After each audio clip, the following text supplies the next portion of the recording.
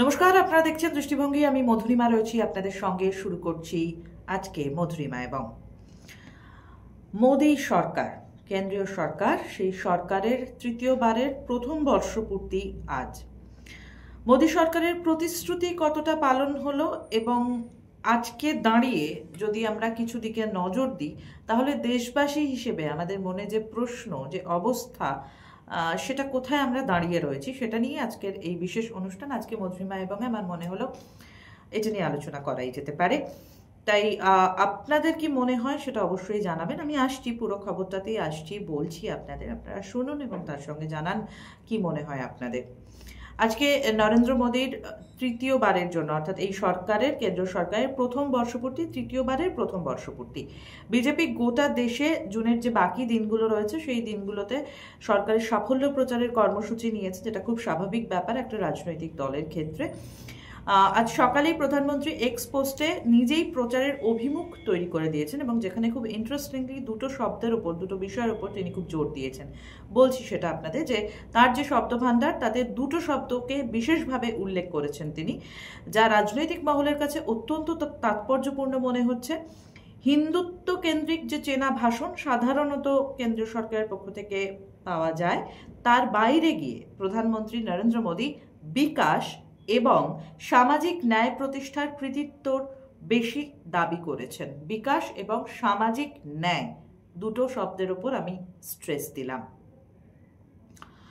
তার আগে প্রতিশ্রুতি পূরণের ব্যর্থতার খতিয়ান তুলে ধরে বিজেপিকে নিশানা করেছে তৃণমূল কংগ্রেস। রাজনীতির ময়দানে যা হয় প্রতিপক্ষ হলে, সেটা খুব স্বাভাবিক, কিন্তু কোন কোন জায়গা থেকে এই প্রশ্ন তোলা হলো বা কোন কোন জায়গা থেকে এই ব্যর্থতা নিয়ে এই প্রশ্ন রাখা হলো, খতিয়ান তুলে ধরা হলো, সেটাও আপনাদের জানাই। তৃণমূল কংগ্রেসের রাজ্যসভার নেতা ডেরেক ওব্রায়েন, তিনি বলেছেন মোদীর শাসনকাল শুধু প্রতিশ্রুতি রূপায়ণে ব্যর্থতা এবং হতাশায় ভরা।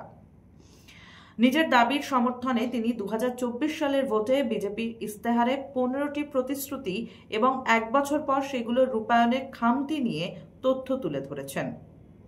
অর্থাৎ তথ্য সহই মিস্টার ওব্রায়েন এই কথাগুলো লিখেছেন। এক লিখিত বিবৃতিতে ডেরেক জানিয়েছেন, মধ্যবিত্ত শ্রেণীর সমস্যার সুরাহার প্রতিশ্রুতি দিয়েছিল বিজেপি, কিন্তু বাস্তবে দেখা যাচ্ছে 2014 থেকে 2024 সালের মধ্যে গৃহস্থালীর ঋণের পরিমাণ দ্বিগুণ হয়েছে। অন্যদিকে আর্থিক সঞ্চয় গত 50 বছরের সর্বনিম্ন স্তরে নেমেছে। মুখ থুবড়ে পড়েছে উচ্চমানের কর্মসংস্থান সৃষ্টির প্রতিশ্রুতিও। কাজকর্মের অভাবে 2021 সালের পর থেকে অনেক বেশি মানুষ কৃষিকাজে নিযুক্ত হতে বাধ্য হয়েছেন। বর্তমানে 46% কর্মী কৃষিতে যুক্ত। মণিপুরের পরিস্থিতি নিয়েও বিজেপিকে নিশানা করেছেন ডেরেক ওব্রায়েন। অন্যদিকে সাকেত গোখলের একটা বক্তব্য আমি দেখছিলাম, যেখানে রাজ্যসভার এই সাংসদ অর্থাৎ সাকেত গোখলে, তিনি প্রশ্ন তুলেছেন যে দেশের প্রায় অর্ধেক সংখ্যক মানুষ দারিদ্র্য সীমার নিচে বসবাস করে, সেক্ষেত্রে কিসের উন্নয়ন হলো? অর্থাৎ মোদী সরকারের উন্নয়ন নিয়েই সরাসরি প্রশ্ন তুলেছেন গোখলে। মোদী এবং বিজেপি কোটি কোটি টাকা ব্যয় করেছেন কেবল বিকাশের দাবি করে প্রচার করতে, এবং আজকেও কিন্তু সেই বিকাশের কথাই প্রধানমন্ত্রী নরেন্দ্র মোদী বলেছেন। অন্যদিকে বিজেপি সরকার 80 কোটি দেশবাসীকে বিনামূল্যে রেশন দিচ্ছে।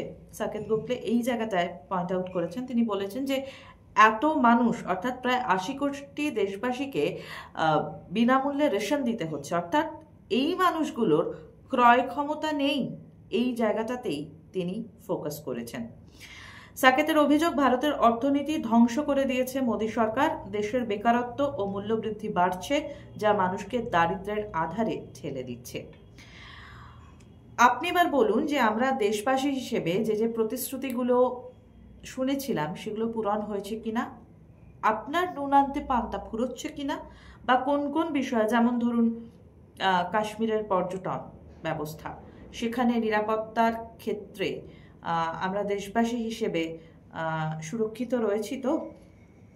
এরকম ছোট ছোট প্রশ্ন উঠে আসছে। আমি দুটো অংশ পড়লাম, একটা ডেরেক ওব্রায়েন আর একটা সাকেত গোখলের ক্ষেত্রে যে বক্তব্য, আমি সেই জায়গাটা তুললাম। তার সঙ্গে আমি নিজে জিজ্ঞাসা করলাম, কারণ আমি ইনবক্সে দেখেছিলাম যে এরকম কিছু প্রশ্ন এসছে যে আমাদের নিরাপত্তা কোথায়। তো সবটা মিলিয়ে তৃতীয় বর্ষের এই সরকার, মানে 3 নম্বর বছর এই সরকারের, এবং তার সঙ্গে এটা তাদের প্রথম 1 বছর পূর্ণ হলো আর কি। 3 বারের টার্মে এটা 1 বছর পূর্ণ হলো।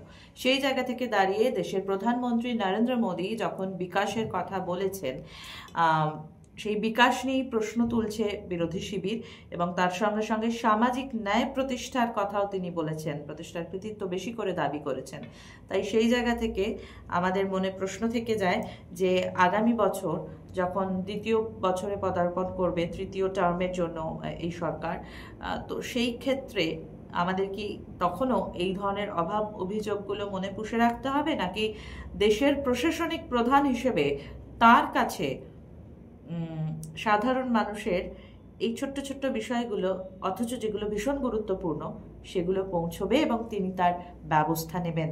আমরা প্রত্যেকেই চাই যে সাংবিধানিক প্রধান হিসেবে, দেশের প্রধান হিসেবে তিনি যাতে অন্তত এই বিষয়গুলোতে একটু নজর দেন এবং সমস্যাগুলোর সমাধানের জন্য যা যা করণীয় সেগুলো যাতে তিনি করেন। আজকের মধুরিমা এবং এ পর্যন্তই। আজকে এই বিষয়টাই আমি বেঁচেছিলাম যাতে আপনাদের সঙ্গে কথা বলতে পারি। আপনাদের কি মনে হয় জানাবেন অবশ্যই। যারা আমাদের সঙ্গে ছিলেন সকলকে ধন্যবাদ। অন্যদিন অন্য কোনো বিষয় নিয়ে আসবো। আজকের জন্য শুভরাত্রি।